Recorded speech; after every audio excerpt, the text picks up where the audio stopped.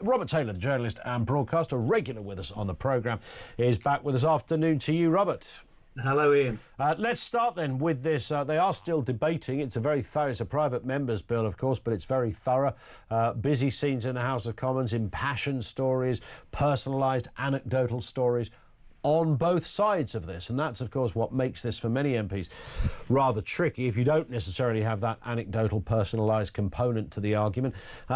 You're listening to some very powerful arguments, and ultimately it will come down to that, regardless that this is meant to be a vote on the sort of the bill being correct. Naturally, you gravitate to the very polarised question, are you for or are you against? Yeah, and it seems that since the last vote, which was a few months ago now, more MPs are getting more cautious about this and more inclined to vote against it, which means that it's going to be a closer vote. I think it probably will still just go through the sort of vibes that I'm getting, but it's certainly a lot closer because Labour MPs in particular are not convinced that the safeguards are there, and I don't blame them. I mean, we've seen awful government scandals in the past, from Windrush to Grenfell to contaminated blood, the post office scandal, of course. Do we absolutely trust the state to get this right? And that's the thing that I'm not sure about. I would certainly be voting against if I were in the Commons today. And that's the point, isn't it? It's you know, we all understand anecdotal stories, individuals that say, if I was in so much pain and I could just take this drink and put myself out of my misery, knowing that I've got literally, 3 or 4 weeks left, no chance of, put like that, we'd all take the potion.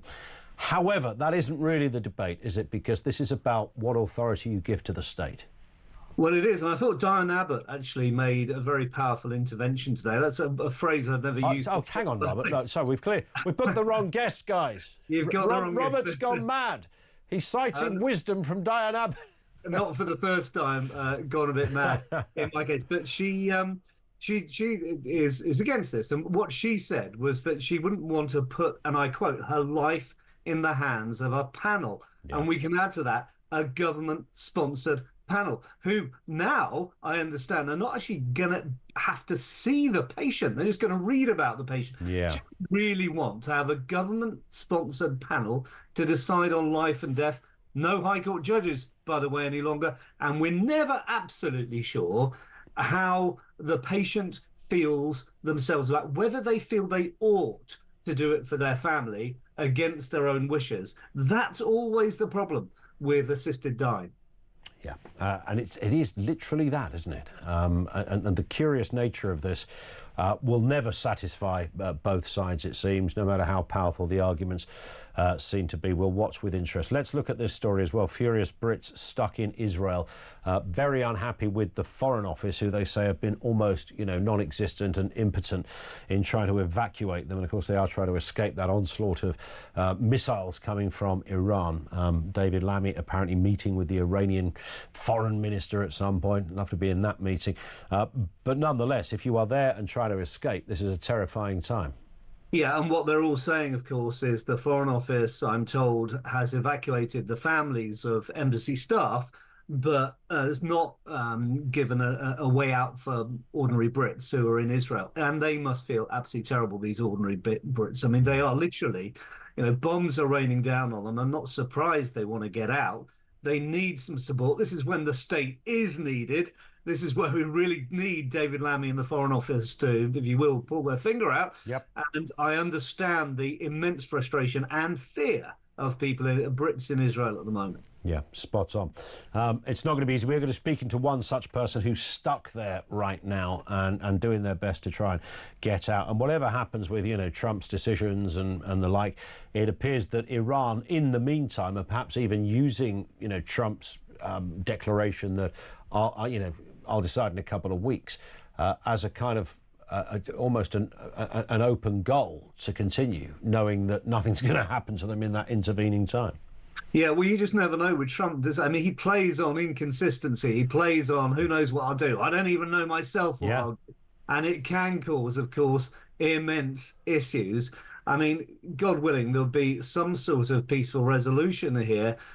I know a lot of people want to just see the Iranian regime completely knocked out, but that seems pretty far-fetched. We know from Iran, we know from Libya, you knock out one administration, you might get something far worse in its place. I'm not convinced by that one myself. Yeah. Let's move to this story. Consultants, NHS consultants, this is, going on strike potentially. They're looking for a 35% pay rise. These are consultants' average age around about 145,000 a year.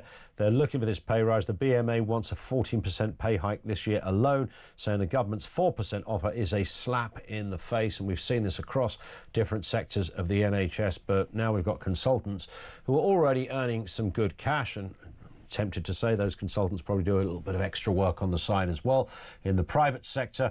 But there it is. Do you pay 35% to someone earning 145,000 a year? Completely ridiculous, unthinkable. Not even Labour's going to do that. They gave an above inflation pay rise, where almost the first thing they did when they came into power was say, you don't have to reform the NHS. Here's a whopping big pay rise. Well, of course, resident doctors or junior doctors, whatever we're meant to call them, are going to go on strike, and now consultants as well. It's unthinkable. I mean, I don't remember consultants when I was younger ever dreaming of going on strike to get more money. Yep. But nowadays, everyone puts rights before responsibilities. And I'm afraid with all of us, if that's what you do, rights before responsibilities, then people are going to look in their own wallet, first of all, before patients. Yeah, 100%. And just a very final story. One Labour MP, Vicky Foxcroft, probably not a household name to most, has resigned over plans to cut £5 billion from the benefits bill. Keir Starmer faces a bit of a backlash on this. I have to say, I mean, there were you congratulating Diane Abbott. I love a principled MP.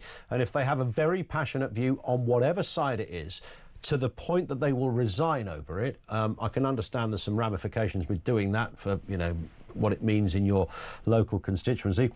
Fair play to Vicky Foxcroft. She hates what her own government are doing, and she's walked the plank.